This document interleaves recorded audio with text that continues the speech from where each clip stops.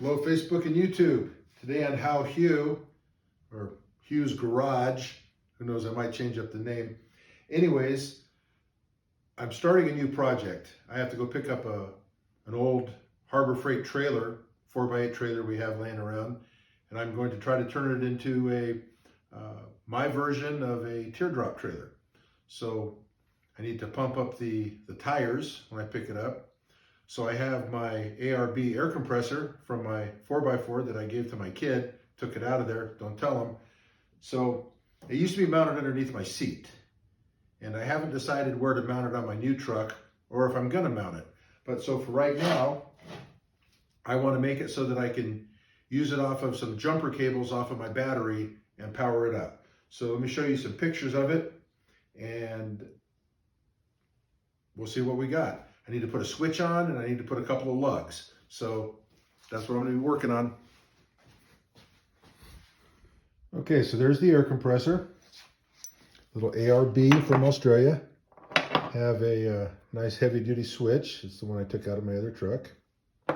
A couple of bolts I'm gonna make into lugs that the battery, that the jumper cables can hook to. Might cut a switch holder out of this piece of aluminum from somewhere. And I'm thinking of mounting the battery lugs with these pieces somehow. I'll cut them up. This is some ultra high density polytetrafluoroethylene plastic, PTFE like that, something like that. Used to make sliding gloves out of this for skateboarding. It's like a cutting board material, but many times denser. So it's super hard stuff. And anyway, so it's pretty, little plug for Orm Brothers, making all the hoses, and for my race bike. Okay, so I cut down a piece of the PTFE with an angle grinder. You just got to take it slow. It builds up the edge so it destroys your blades. Nice thing is that once you do it, you can just clean it up with a file, so it doesn't clog a file nearly as much. So anyways, there's my block. Okay, so that block will go there. It'll be mostly an insulator for those bolts that'll come up for the clamps on the, crap, I can't remember anything, can I? Getting old. Jumper cables to attach to. Oh my goodness, why would anybody listen to me? Okay, it's time to drill a couple of mounting holes so I can mount the I'm just going to call it cutting board material. The cutting board material to the aluminum plate that everything else is mounted on. Now I'm going to keep it in that configuration because I don't know what I'm going to do with it, and I just want to be able to use it temporarily like this or longer, but I'm not going to remove anything from the plate at this time. So let's drill some holes. Okay, that'll mount something like that. Probably put the switch on a little bracket up there.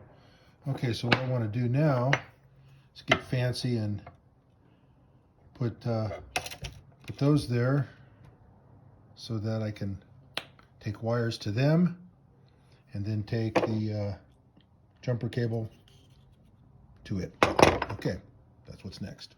Okay, so we'll use a Forstner bit to make a little indent so that this can go in there, and I can put a little piece of rubber or some silicone or something so that it doesn't ground, so that this is going to be, this is going to be a terminal now, so that this terminal doesn't ground out against the aluminum plate that this is all mounted to. So let's get to the next step. Here's a tip thrown in for free. This is a dog frisbee. Well, I hurt myself throwing a frisbee, so I don't throw a frisbee anymore. But it's a great little thing for holding parts. So I have another dog frisbee. There's the other dog frisbee. I put my keys and stuff when I'm in the garage, or my glasses or whatever, something I want to take in the morning. Just put it in the frisbee, safe and sound.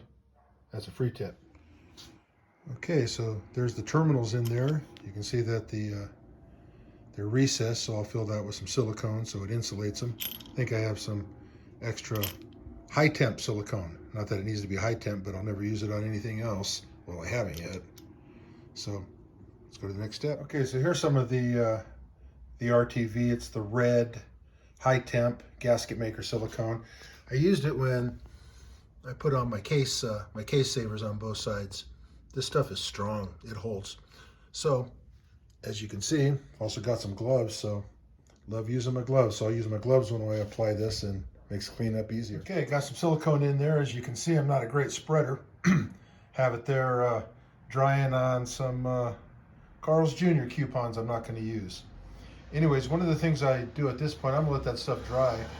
And while it's drying, I'm going to take an opportunity to clean up the messes a little bit. So I got some messes here. Got all my drawers out. Got some messes on my tiny bench. So I'm going to clean those up. You can tell how old I am by the age of that thing.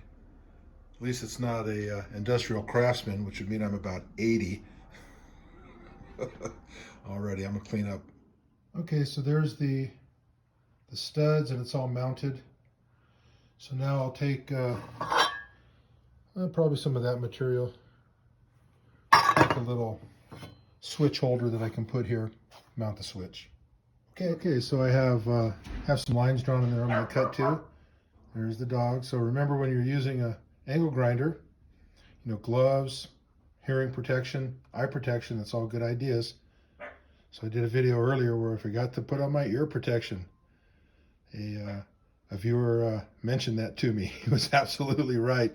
I needed the earring protection on there, so I don't want to forget to show that. Anyways, so let's cut this piece. Okay, so that's where I'll mount the switch. All I have to do now, well, a lot of things I have to do now, but get the proper connector, wire it over to the switch, wire it over to the terminals.